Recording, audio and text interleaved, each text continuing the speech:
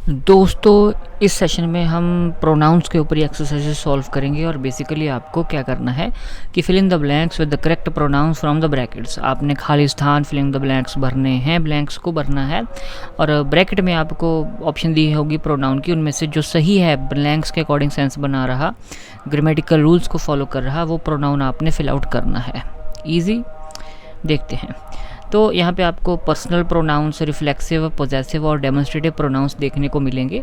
Blanks को करने से पहले एक क्विक रिवीजन कर लेते हैं, लेकिन उससे पहले आप इस चैनल को सब्सक्राइब कर सकते हैं, वीडियोस को शेयर कर सकते हैं और नोटिफिकेशन बेल आइकन को भी आप ज़रूर प्रेस कर लीजिएगा।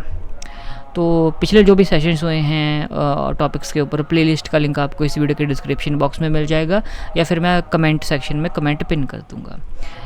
तो सबसे पहले सब्जेक्ट प्रोनाउंस हैं जो आपको सब्जेक्ट की प्लेस पे आते हैं, फिर ऑब्जेक्ट प्रोनाउंस हैं जो ऑब्जेक्ट की प्लेस पे आते हैं। जैसे आप ये देखो कि ही मेट हर, वो उसको मिला। अब ही आपका सब्जेक्ट है, मेट आपका वर्ब है, हर आपका ऑब्जेक्ट है।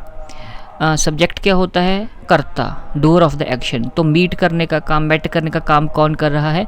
ही कर रहा है। मेट आपकी वर्ब है, मीट मेट मेट, मेट आपकी सेकंड फॉर्म ऑफ वर्ब है।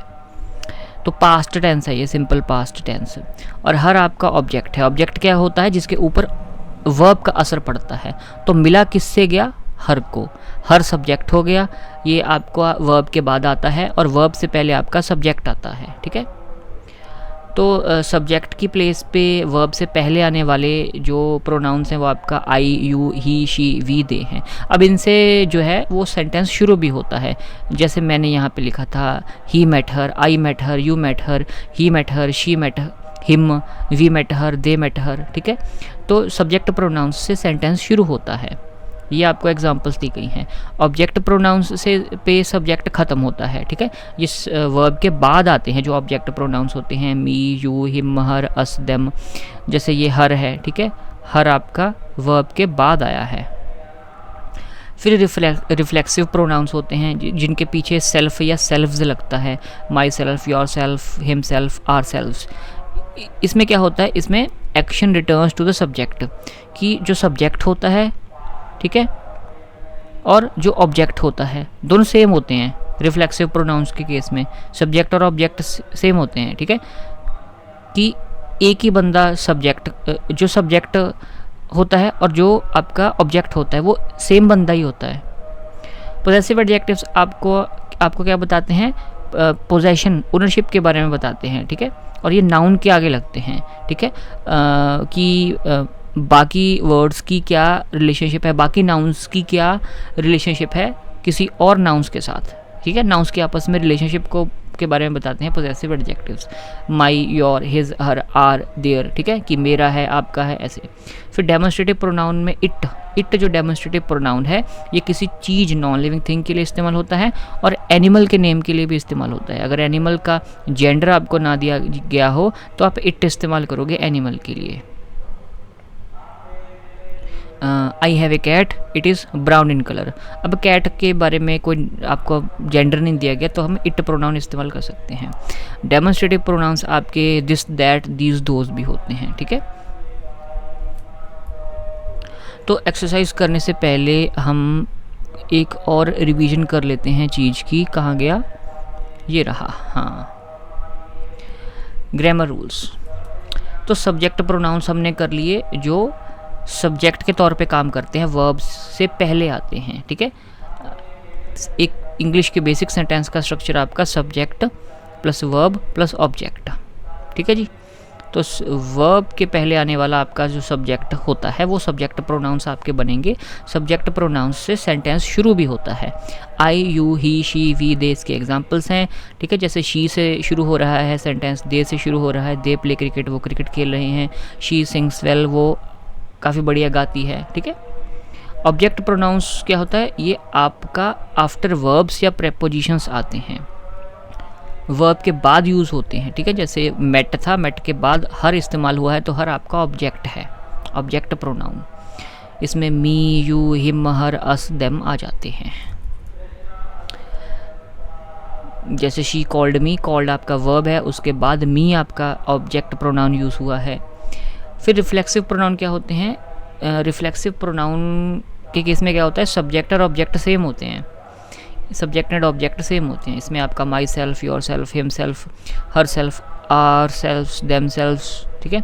माई सेल्फ यानी कि मैंने खुद, योर सेल्फ आपने खुद, ठीक है, आर सेल्फ हमने खुद, देम सेल्फ उन्होंने खुद। आई हर्ट माई सेल्फ कि मैंने खुद को चोट पहुंचा ली। तो यहाँ पे आई भी वही पर्सन है और माई सेल्फ भी वही पर्सन है, दोनों पर्सन सेम हैं।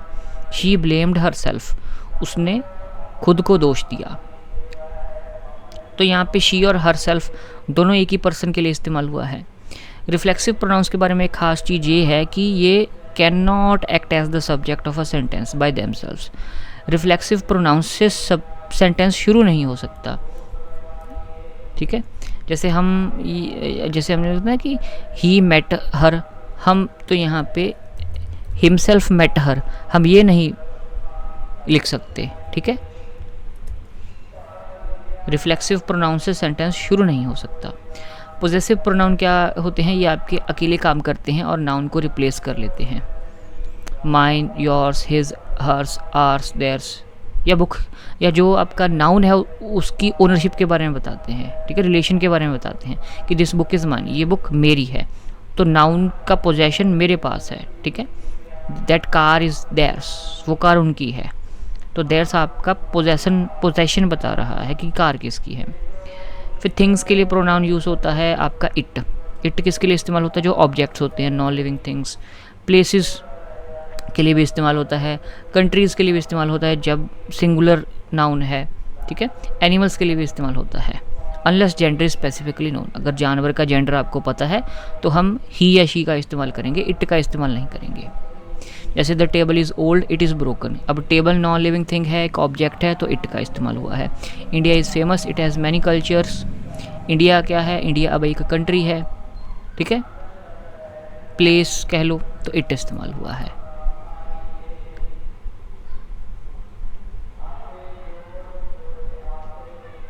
तो आइए अब हमने क्विक रिवीजन कर ली है। अब फर्स्ट क्वेश्चन आपकी स्क्रीन पर, तो सबसे पहले आप सॉल्व कीजिएगा, उसके बाद फिर आप मेरे साथ आंसर मैच कीजिएगा। पेन पेपर उठा लो। What are dash doing Rakesh? Rakesh तुम क्या डैश कर रहे हो? व्हाट आर यू डूइंग के यू आर डूइंग? अब डूइंग आपका वर्ब है, नाउन नहीं है। अगर नाउन होता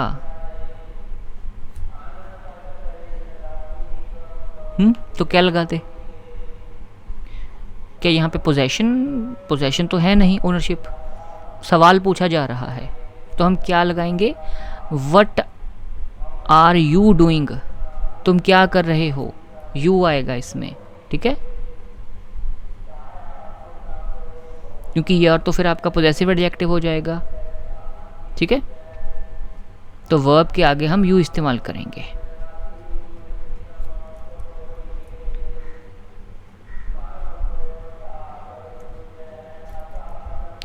I met 3 people in the house dash were our relatives. मैं घर में 3 लोगों से मिला, डैश हमारे रिश्तेदार थे। अब 3 लोग हैं, ठीक है, वी हैं या दे हैं। डैश वर आर रिलेटिव्स, वो हमारे रिश्तेदार थे, तो दे वर आर रिलेटिव्स, ठीक है जी। दे आएगा क्योंकि 3 लोगों को हम रेफ़र कर रहे हैं। Ram and I went to your home but dash were not there. Ram और मैं तुम्हारे घर गए थे लेकिन डैश वहाँ नहीं थे, तुम वहाँ नहीं थे। You were not there, direct बात कर रहे हैं। अगर ही आता तो यहाँ पे वाज होता, ठीक है। Ram and I went to your home but यहाँ पे सीधी बात हो रही है। Ram and I went to your home, आमने सामने हैं तीनों जाने, या 2 जाने आमने सामने हैं। राम और उसका दोस्त जिसके घर जाना था वो सामने है, आमने सामने डायरेक्ट बात हो रही है। Ram and I went to your home but you were not there, तुम वहाँ नहीं थे, डायरेक्ट उसको बात बोल रहा है। ये देखो, the speaker is talking to the listener.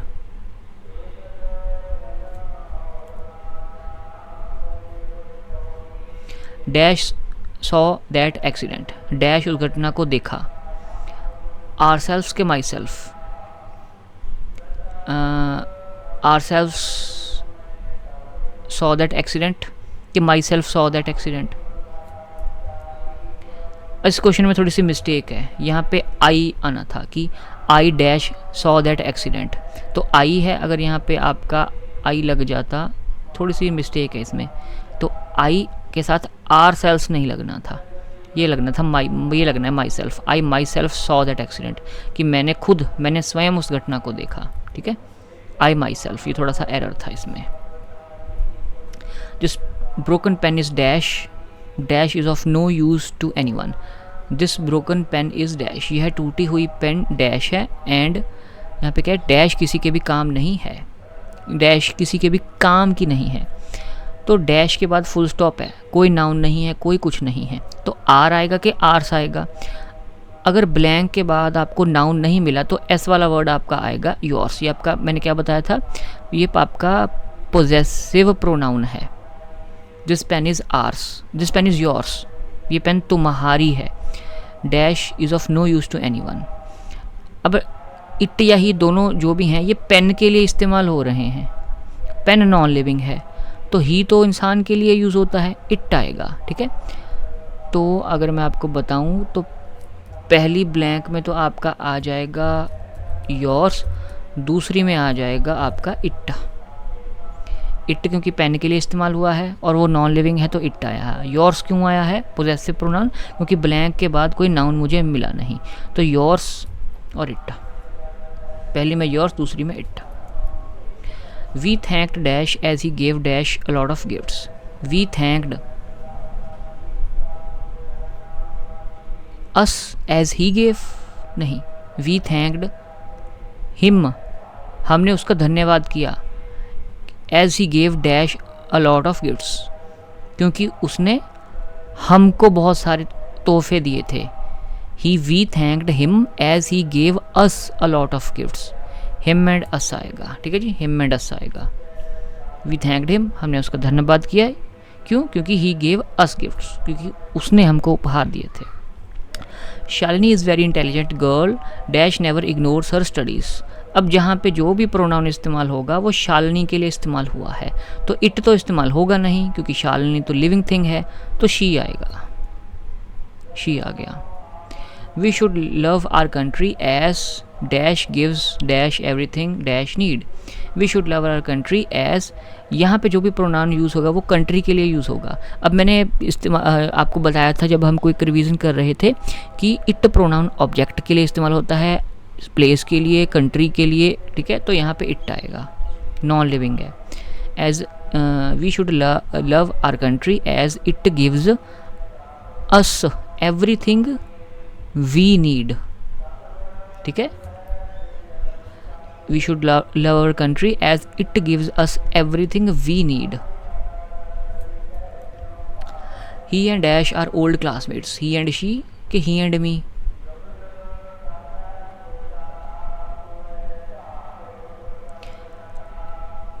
या तो फिर यहाँ पे आई आ जाता, ही एंड आई, अब आई नहीं है तो शी ही आएगा।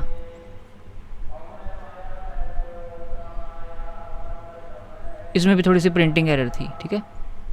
ही and I are old classmates, वही मैंने कहा था ना कि यहाँ पे ही एंड आई आ जाएगा, he and I are old classmates, वो और मैं पुराने सहपाठी हैं, ही एंड आई आना था, मिस्टेक थी थोड़ी सी। These people are very hard working dash never refuse to work, I like dash very much, these people एक से ज़्यादा लोग हैं, these people are very hard working dash never refuse to work, ये लोग बहुत मेहनती हैं, डैश कभी काम करने से मना नहीं करते, ये काम करने से कभी मना नहीं करते, तो दीज पीपल के लिए दे आएगा, they never refuse to work, I like them very much, ठीक है, पहली में दे दूसरी में देम, पहली में दे दूसरी में देम। अब दे आपका सब्जेक्ट की जगह पे यूज़ हुआ है, सब्जेक्टिव प्रोनाउन, ठीक है। आई लाइक देम, देम आपका यहाँ पे वर्ब के बाद आया है, लाइक के बाद, तो ये आपका हो गया objective pronoun, when will they come, वे कब आएंगे। Dash have been waiting for dash for the last 2 hours, पिछले 2 घंटे से डैश इंतज़ार कर रहा हूँ। तो इंतज़ार कौन कर रहा है, मैं इंतज़ार कर रहा हूँ।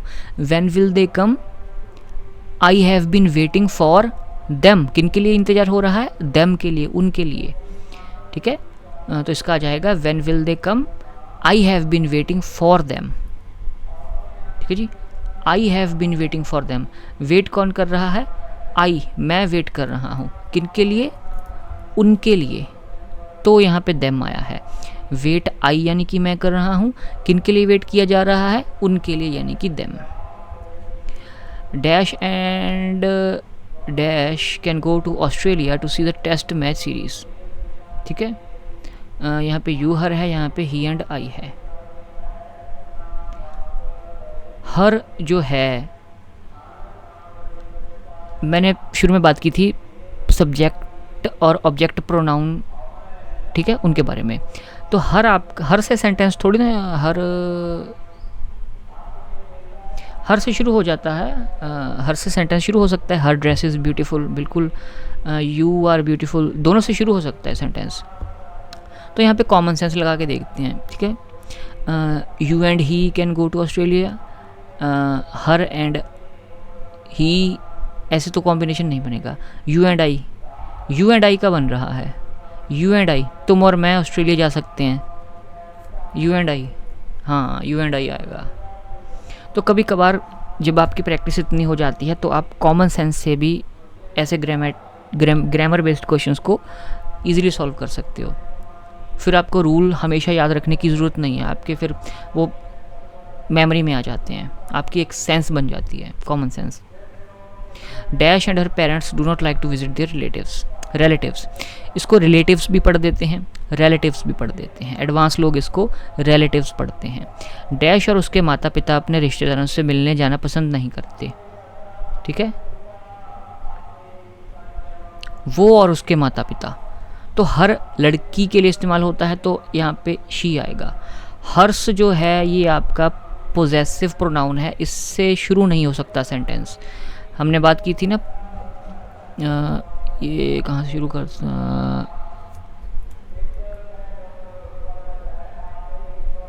ये देख लो, पोजेसिव प्रोनाउन आपका सेंटेंस के पीछे आ रहा है, शुरुआत में नहीं आ रहा। ठीक है, तो पोजेसिव प्रोनाउंस से आपका शुरू नहीं हो सकता sentence.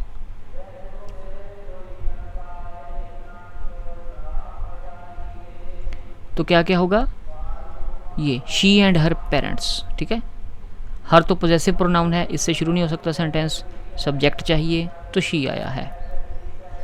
I read the newspaper daily, मैं रोज़ अखबार पढ़ता हूँ। Dash never brings good news, dash कभी अच्छी खबरें नहीं लाता। तो यहाँ पे जो भी प्रोनाउन होगा वो न्यूज़पेपर के लिए इस्तेमाल होगा, और ही तो इस्तेमाल होगा नहीं क्योंकि न्यूज़पेपर कोई बंदा नहीं है। इट इस्तेमाल होगा, नॉन लिविंग है। ठीक है, इट आएगा। This computer of dash doesn't function properly, dash यह कंप्यूटर ठीक से काम नहीं करता। तो दिस कंप्यूटर ऑफ डैश, अब डैश के बाद डजेंट है, नाउन तो आपको मिला नहीं, तो हम पोजेसिव प्रोनाउन इस्तेमाल करेंगे। ठीक है, और पोजेसिव प्रोनाउन में माइन आता है। दिस कंप्यूटर ऑफ माइन, ठीक है, मेरा यह कंप्यूटर ठीक से काम नहीं करता, माइन आएगा। तो 15 ब्लैंक्स आपकी सॉल्व हो चुकी हैं। कमेंट करके मुझे ज़रूर बताना कि आपके आउट ऑफ 15 कितनी ब्लैंक सही गई हैं, कितनी गलत, अपने मार्क्स ज़रूर बताना। ठीक है जी, और ये हमने रूल्स वगैरह कर लिए थे। ऑलराइट, ये कम्पिटिटिव एग्ज़ाम टिप्स, ये आपको स्क्रीनशॉट लेना है तो ले सकते हैं। ठीक है, जैसे सब्जेक्ट के तौर पे प्रोनाउंस ये इस्तेमाल होंगे, ऑब्जेक्ट के तौर पे ये, नाउन के आगे ये प्रोनाउन इस्तेमाल होते हैं जिसको हम पोजेसिव वो कहते हैं, पोजेसिव एडजेक्टिव्स कहते हैं। और विदाउट अ नाउन ये आपके इस्तेमाल होंगे माइन योर्स वाले, इसको हम पोजेसिव प्रोनाउन कहते हैं। ठीक है, रिफ्लेक्सिव प्रोनाउंस आपके cannot be used as subject, subject के तौर पे नहीं इस्तेमाल होंगे, यानी कि रिफ्लेक्सिव प्रोनाउन से कभी भी सेंटेंस स्टार्ट नहीं होगा। ऑलराइट, तो इसी के साथ ही ये प्रैक्टिस एक्सरसाइज आपकी ख़त्म होती है। चैनल को आप सब्सक्राइब कर सकते हैं, वीडियोस को शेयर कर सकते हैं अपने दोस्तों के साथ, जो भी आपके चाहे कॉम्पिटिटिव एग्ज़ाम की तैयारी कर रहे हैं, चाहे दोस्त आपके स्कूल में स्टडी कर रहे हैं या कॉलेज में, जिनमें किसी भी कोर्स में आपका इंग्लिश का सब्जेक्ट है या आपका वैसे कोई जर्नल इंटरेस्ट है इंग्लिश के बारे में सीखने का, तो see you next time. And videos का लिंक, प्लेलिस्ट का लिंक इस वीडियो के डिस्क्रिप्शन में है, you can go through them and see you next time. Till then take care.